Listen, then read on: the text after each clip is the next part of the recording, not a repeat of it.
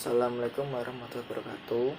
Kami dari kelompok 3 akan menjelaskan landasan sosial budaya dalam bimbingan konseling dengan beranggotakan Afif Khairuddin, Aning Margi Utami, Devin Neneng Kurunisa, Elsa Nurbasanti, dan Muhammad Darsoja.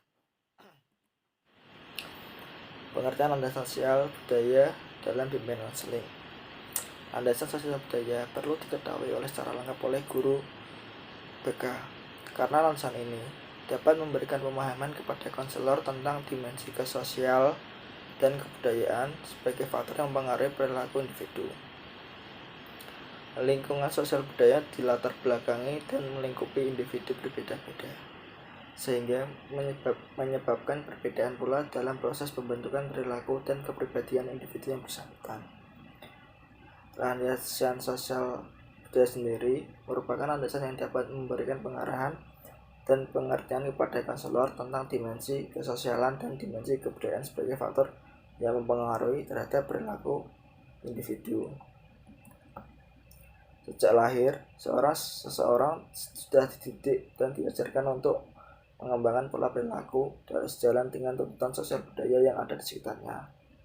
Kegagalan dalam memenuhi tuntutan sosial budaya dapat mengakibatkan seseorang tersingkir dari lingkungannya. Terdapat perbedaan yang melatar belakangi individu, yaitu lingkungan sosial budaya, sehingga menyebabkan perbedaan pula dalam pembentukan perilaku dan kepribadian yang bersangkutan. Apabila perbedaan dalam sosial budaya ini tidak diatasi dengan baik, maka tidak mustahil dapat menyebabkan timbulnya konflik internal maupun eksternal, yang pada akhirnya dapat menghambat terhadap proses perkembangan kehidupan pribadi dan sosialnya. Faktor-faktor sosial budaya ada 6. Yang pertama yaitu individu sebagai produk lingkungan sosial budaya. Berkembangnya arus globalisasi dan perkembangan zaman dapat menimbulkan dampak positif maupun negatif seperti menyebarnya masalah yang semakin kompleks, baik itu sosial maupun personal. Kondisi dari permasalahan itu sendiri biasanya menimbulkan perasaan yang kurang nyaman seperti cemas, stres, dan juga penyimpangan moral. Dengan demikian, setiap pribadi dituntut untuk lebih mampu menghadapi masalah seperti penyesuaian diri dan pemilihan pekerjaan yang tepat. Yang kedua yaitu perubahan konstelasi keluarga. Pada negara Amerika Serikat, tahun 1970 mengalami perubahan yang cukup berarti, yaitu melemahnya otoritas pria atau suami, meningkatnya kesamaan hak bagi perempuan, dan meretaknya kedekatan hubungan antar anggota keluarga. Untuk memelihara keutuhan dan keharmonisan hubungan keluarga ini memang tidak mudah karena banyaknya faktor yang mempengaruhi. Yang ketiga yaitu perkembangan pendidikan.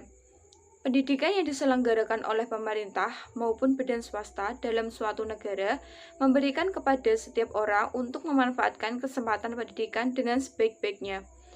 Oleh karena kesempatan yang terbuka ini menyebabkan berkumpulnya murid-murid dari berbagai kalangan yang berbeda latar belakang seperti agama, etnis, keadaan sosial, adat istiadat, dan ekonomi. Hal semacam ini menimbulkan bertumpuknya masalah yang dihadapi oleh orang-orang yang terlibat dalam kelompok campuran itu. Tidak sedikit konflik dan masalah yang terjadi terdiri atas orang yang mulanya tidak hendak bersatu, sedangkan kesempatan terbuka memaksa mereka bergaul bersama. Faktor-faktor landasan sosial budaya poin D, yaitu ada dunia kerja. Permasalahan karir kerja menjadikan komponen layanan bimbingan yang lebih penting dibandingkan masa sebelumnya. Fenomena ini disebabkan oleh adanya perubahan dalam dunia kerja pada tahun 1970-an. Perubahan ini diantaranya ada 6, yaitu yang pertama, semakin berkurangnya kebutuhan terhadap para pekerja yang tidak memiliki keterampilan. Yang kedua, meningkatnya kebutuhan terhadap para pekerja yang profesional dan memiliki keterampilan baik. Yang ketiga, berkembangnya berbagai jenis pekerjaan sebagai dampak dari penerapan teknologi maju. Yang keempat, berkembangnya perindustrian di berbagai daerah. Yang kelima, berbagai jenis pekerjaan yang baru memerlukan cara-cara pelayanan yang baru. Dan yang keenam, semakin bertambahnya jumlah para pekerja yang masih berusia muda dalam dunia kerja. Hal tersebutlah yang akan menjadi masalah dalam perubahan-perubahan di bidang pekerjaan atau dunia kerja. Kemudian yang poin E, yaitu ada perkembangan komunikasi. Komunikasi terutama di media massa televisi sudah berkembang pengaruhnya terhadap tayangan-tayangan televisi, yang mana anak sekolah dasar dan para remaja pun juga turut serta sering menonton televisi dalam jangka waktu lama. Tanpa disadari, program-program yang ditayangkan sedikit merusak nilai-nilai pendidikan karena adanya adegan kekerasan, mistik, dan moral. Hal ini sangat penting bagi orang tua untuk membimbing anak dalam mengembangkan kemampuan anak untuk menilai setiap tayangan yang ditonton di dalam televisi. Dalam hal ini, layanan bimbingan memfasilitasi berkembangnya kemampuan anak untuk mengambil keputusan. Dan yang poin F, yaitu ada perkembangan teknologi. Perkembangan teknologi yang dapat menimbulkan dua masalah penting yang menyebabkan kerumitan struktur dan keadaan masyarakat, yaitu ada dua. Yang pertama, penggantian sebagian tenaga kerja dengan alat mekanis elektronik, dan hal ini menyebabkan pengangguran karena tenaga kerja sudah tidak terlalu dibutuhkan. Yang kedua, yaitu adanya bertambahnya jenis-jenis pekerjaan dan jabatan baru yang menghendaki keahlian khusus dan memerlukan pendidikan khusus pula bagi orang yang hendak menjabatnya.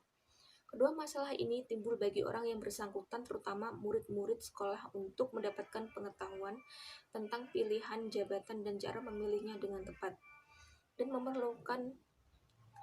merupakan kebutuhan mereka bagi yang mengalami kesulitan dan membutuhkan bantuan dari orang lain atau badan berwenang untuk memecahkannya. Dari sinilah bimbingan itu akan terasa sangat dibutuhkan. Kesalahan yang terjadi dalam landasan sosial budaya. Yang pertama adalah perbedaan bahasa, di mana ketiadaan penguasaan bahasa asing yang dipakai oleh guru pembimbing dalam konsep konseling, sehingga timbul sebuah permasalahan ataupun kesalahpahaman. Yang kedua adalah komunikasi nonverbal.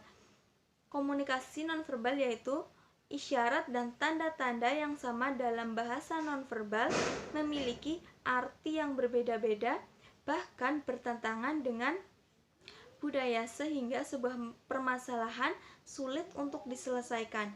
Yang ketiga adalah stereotip atau penyamaan sifat-sifat individu, sehingga seringkali siswa tidak menerima pernyataan tersebut.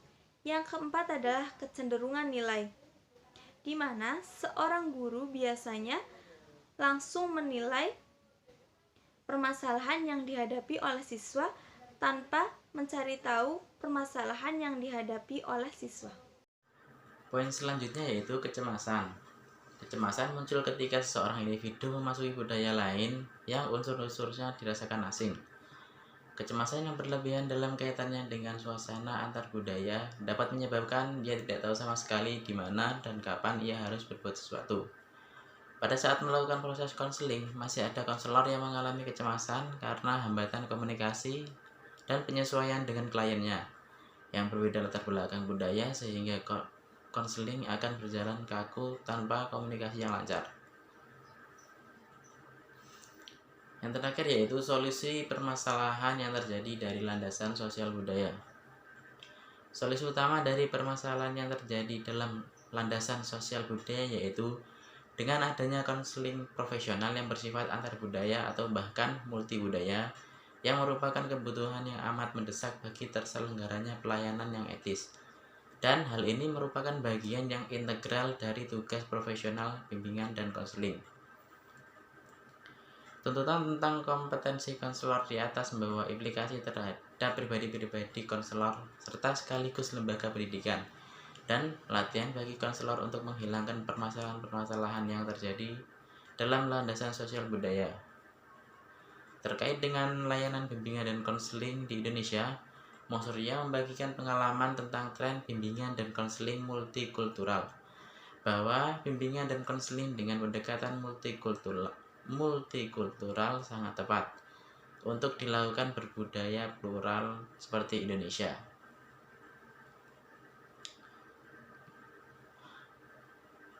Konseling multikultural merupakan proses interaksi antara konselor dan konseli dengan latar belakang budaya yang berbeda, sehingga diperlukan pemahaman terhadap konsep dan budaya terutama bagi konselor agar dapat memberikan bantuan secara efektif sesuai perspektif budaya konseli.